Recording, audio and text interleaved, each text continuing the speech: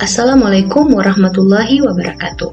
Pada video kali ini kita akan membahas materi informatika fase E kelas 10 di bab yang kedua, yaitu teknologi informasi dan komunikasi. Nah, adapun tujuan pembelajaran kita pada bab ini yaitu yang pertama, melakukan integrasi antar aplikasi perkantoran yang terdiri dari pengolah kata, angka, dan presentasi. Lalu yang kedua yaitu menggunakan fitur lanjut aplikasi perkantoran. Nah, adapun materi pokok kita pada bab ini yaitu integrasi konten aplikasi perkantoran. Nah, yang pertama, integrasi konten aplikasi perkantoran. Nah, di sini kita akan membahas tentang integrasi dengan perintah cut, copy, dan paste. Yang kedua, fitur integrasi konten pada aplikasi. Dan yang ketiga, object linking and embedding. Nah, jenis aplikasi Office berdasarkan kegunaan dan fungsinya itu umumnya terbagi menjadi tiga. Yang pertama, aplikasi pengolah kata atau Word. Yang kedua, aplikasi pengolah lembar kerja atau spreadsheet. Dan yang ketiga, aplikasi pembuat bahan presentasi atau slide. Nah, yang pertama, aplikasi pengolah kata atau word processor. Nah, aplikasi ini itu utamanya digunakan untuk membuat dan mengolah dokumen. Nah, contohnya ada Microsoft Word, OpenOffice Word, ada Google Doc, dan WPS Office Word. Nah, pada bab ini nanti kita akan lebih belajar tentang Microsoft Word ya, Nanda. Next, ke aplikasi pengolah lembar kerja atau spreadsheet. Nah, ini digunakan untuk mengelola data yang disajikan dalam bentuk lembar kerja, yaitu tabel 2 dimensi yang terdiri atas kolom dan baris. Nah, fitur-fitur yang tersedia dapat mempermudah perhitungan data dan mengolah data secara statistik dan dapat ditampilkan dalam bentuk diagram. Nah, aplikasi pengolah lembar kerja itu contohnya Microsoft Excel, OpenOffice Spreadsheet, WPS Office Spreadsheet, dan Google Sheet. Lalu yang ketiga, aplikasi pembuat bahan presentasi atau slide. Nah, ini digunakan untuk memudahkan kita untuk membuat slide presentasi dengan mudah dan cepat sehingga menghasilkan slide yang menarik. Nah, seperti yang Ibu gunakan saat ini. Nah, contoh aplikasinya yaitu Microsoft PowerPoint, OpenOffice Presentation, bisa Google Slides, Canva, dan lain-lain. Nah, kita ke materi pertama yaitu integrasi konten aplikasi perkantoran. Nah, mengintegrasikan itu sebenarnya artinya menyatukan beberapa objek, data atau komponen untuk membentuk sesuatu yang utuh dan bermakna, walaupun komponennya tadi terpencar atau tidak ada hubungannya. Nah, sebagai contoh, setelah kita melakukan praktikum, kita dituntut mengolah data praktikum kita itu di Microsoft Excel, lalu menuliskan laporannya di Microsoft Word untuk dikumpulkan sebagai laporan praktikum. Nah, di sini kita butuh integrasi antara Microsoft Word dan Microsoft Excel. Nah, ada beberapa cara pengintegrasian konten aplikasi perkantoran. Yang pertama, teknik salin tempel atau copy paste atau gunting tempel atau cut paste. Nah, yang membedakan, yang pertama copy paste. Nah, ini shortcutnya itu adalah Ctrl+C dulu pada dokumen yang mau di copy atau disalin, lalu ditekan Ctrl+V pada dokumen yang ingin dituju. Nah, ini adalah sebuah perintah di mana kita melakukan penyalinan atau copy, kemudian menyimpannya atau paste di tempat lain. Nah, perintah ini adalah menduplikat file sehingga file aslinya tidak hilang. Jadi kalau kita gunakan copy paste, setelah kita mengcopy dokumen itu lalu dipaste di tempat lain, dokumen awalnya itu tidak hilang ya. Nah, kalau cut paste ini adalah perintah dalam komputer di mana kita memotong atau cut file asli, kemudian memindahkannya ke tempat lain sehingga file aslinya atau file yang pertama itu akan hilang. Ya, jadi Anda bisa lihat di sini untuk shortcutnya itu adalah Ctrl+X. Nanti di dokumen yang akan dituju ditekan Ctrl+V. Nah, ini kalau misalnya kita pakai Ctrl+X lalu Ctrl+V, itu file aslinya nanti itu akan hilang dan akan berpindah ke dokumen yang dituju. Nah, bisa dibedakan ya antara copy paste dan cut paste. Lalu yang kedua, ada fitur integrasi konten pada aplikasi.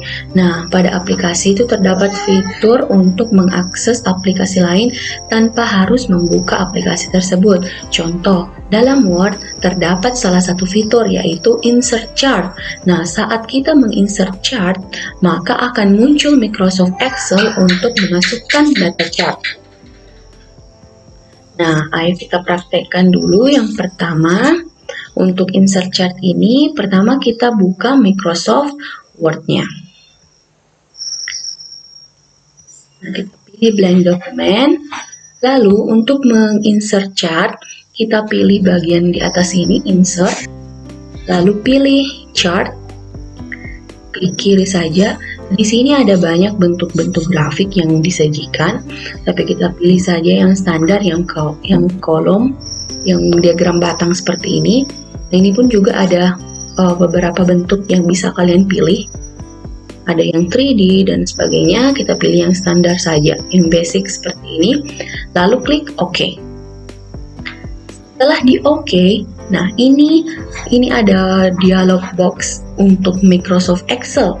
Ini adalah yang warna hijau ini, itu adalah Microsoft Excel. Ini terbuka otomatis ketika kita mengklik insert chart tadi. Nah, ini adalah grafiknya. Diagramnya.